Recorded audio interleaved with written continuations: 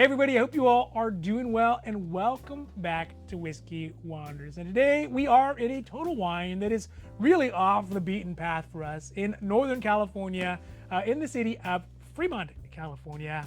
And they actually have some very interesting offerings, like the new varietal from Kentucky Owl, who I have always had great admiration and love for the high-end offerings, but they tend to have less perfect pedestrian level whiskeys. So we'll talk about that new one, as well as an always on point Islay Scotch from one of my favorite Scotch makers, that is Ardbeg. And in this case, it is going to be the Ardbeg 13 Anthology. Now, before we get to it, if you like these videos, and really if you like all of our videos, whether it is the Wanders or the hauls or the reviews or the unbottlings, the unboxings, and really all the amazing stuff that we have cooking up for you, please don't forget to like and subscribe, because it does really help the channel grow, and we are so thankful for that. Thank you. And we are growing. But also because it means that you get updates when our newest long videos come out, when our newest short videos come out, and when our newest kind of content anywhere in between comes out. All right, now let's get down to the video. Now, while the old WandaVision gets fired up here, let us too get fired up and do a real quick whiskey check. And today I am going to be enjoying, you know what, I'm feeling kind of scotchy and kind of specially. So I'm going to go, let's do a little bit of this Lagavulin 12, the Diageo special. I think it's from 2021, perhaps. As you can see, it is much clearer and doesn't have that kind of beautiful amber look to it, but it is younger and it is much stronger. Yeah, I think it's something that she enjoys sometimes when you want something that just is a little Lagavulin-y, but a little more feisty than the 16. So let's get a glass here and give it a flip and see if we can get a pop. Hey, I like that one. That was a good one. And get a little juice here. Oh yeah. Oh, so hay-y, very hay colored. Also, the ABV on this one is considerably higher at 56.5%. Yeah, buddy. The high ABV Lagavulins. Put some hair on your chest, some flaming hair on your chest. All right. Now to whiskey, because let's face it, you can never really drink too much of it. You can only just drink it too fast. Cheers. Oh, Jesus, Joseph, and Mary. That is delicious. Woo! Fiery. Now, if you've ever seen the channel before, you will know that I am a pretty big proponent, and by proponent I mean a pretty big fan of the Kentucky Owl. At least the early versions of it, like the early batches of the Rise, like the batch 4. Whew, so dilly and so delicious. I'm not a big fan of the Kentucky prices, and we'll get to that here in a second. But furthermore, over the last year, we have really seen Kentucky Owl try to bring a lot of offerings at the lower price point, which is still kind of high, but lower for Kentucky Owl, by creating bourbons that are made within a perspective of different types of distillers. Whether it is a bourbon made with a Irish whiskey point of view, like the St. Patrick's version, which is still sitting on shelves everywhere. It's not bad, but I just don't think anyone just really loved it, and no one was hoarding it for sure.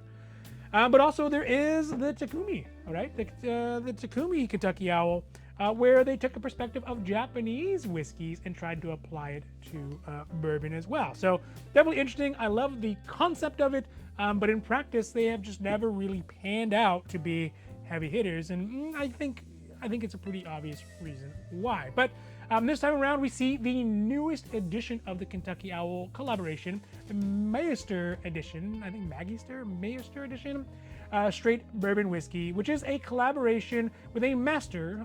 You know what?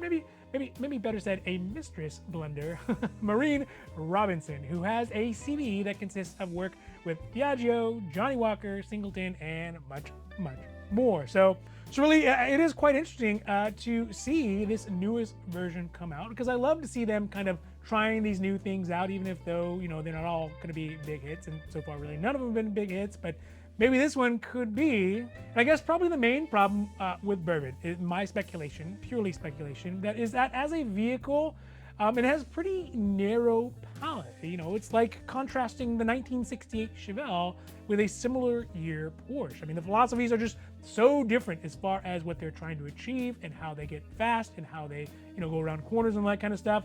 The same goes with bourbon as well as with Scotch. I mean, even back then, I guess they did come up with like the Sunbeam Tiger and the Shelby Cobras, which when you put them together were pretty badass.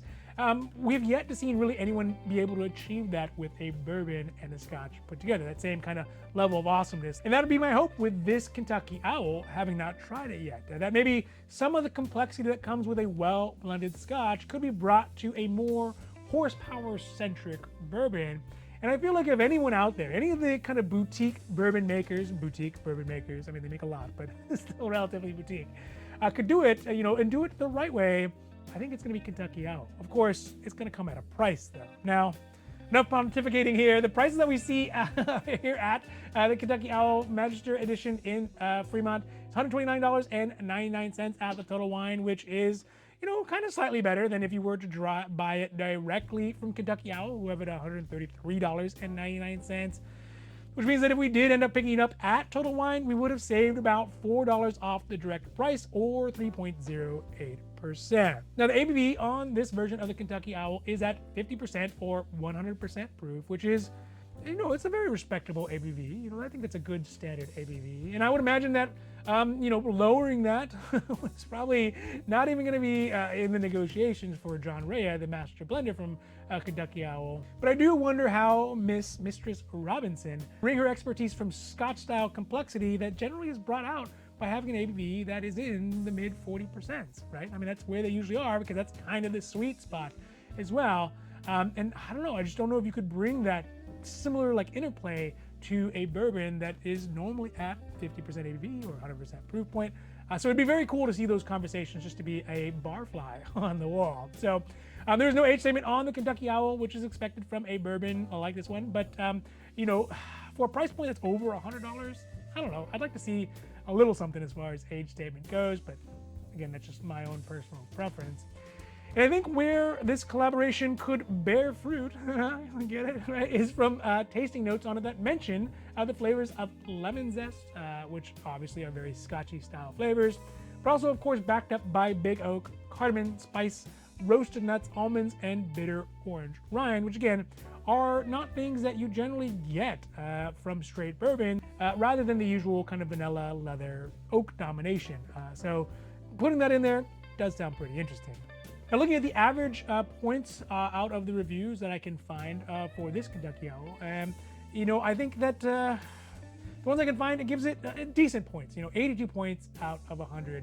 And I think that there's probably some good reasons for that, at least possible reasons for this. First and foremost is the price at $120 plus. I mean, somebody's really going to have to be a Kentucky Owl fan, myself included, to shell out what you could basically buy 3 standard Blantons, or maybe even 2 Blantons Gold, or just 1 Blanton's Gold at Costco for the same price. So obviously price is one thing. And second is that the crossover bourbon drinkers, people who want both bourbon and Scotch together, I mean, they're rarer than California Condors. I think the number of people who would be interested enough to spend that kind of cash on a Flintstones meets the Jetson equivalent of whiskey are few and far between. So I think obviously the price point and even the premise of the whiskey is just, adding too many variables to the whiskey calculation when people are trying to buy it. And now with the shrinking pool of the whiskey money out there, it seems like this kind of mix is no longer in fashion and necessary or even desired by many drinkers to have this kind of super novel approach to bourbon. It's sort of like, where car cigarette lighters were now, because sure, they're cool and fun to play with, but they're not in demand. No one's demanding a car cigarette lighter right now. And for youngsters, it's just kind of a novelty and oddity that you see in, your uncle's car. But again, if the price comes down on this one, I think this one would be a buy for sure for me. Maybe 110, 105, below 100. Ooh, that'd be a buy for sure. But in this case, this one's gonna be a pass. So the next whiskey up is another of my favorites, but it seems to really more thrive in situations, and maybe their consumer base is more happy about it, where they can make novel versions of their whiskey with novel ideas about how it should be made, and a pretty dark and whimsical vibe to it, which is Ardbeg. Now, you may know Ardbeg from some of their other whiskeys, the Bizarbecue, as well as the Ardbeg. I don't know where that one is, but here we go. The Ardbeg. With the Pirate on there, or even the Hypernova, right? So they definitely have no shortage of quirky ideas around their whiskey. And of course, Islay whiskey, you would imagine, would be pretty quirky as it is.